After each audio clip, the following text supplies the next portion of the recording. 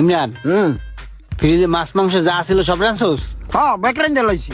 তোর রাতের পাকটা আসলে অনেক সুস্বাদু, আমার বর্ষিও ভালো হইছে। সব খাওন কিন্তু খাইতে হইবে, নষ্ট করা যাইবে না, বুঝছো? আসলেই তোর প্রশংসা করতে হয় রান্নার, বুঝছো?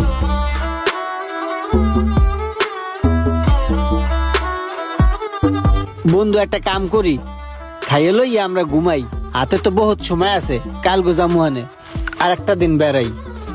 এসব তুই কি কর? খাই আগে রেস্ট লই। ঠিক আছে, আমি কটা গোস্ত লই।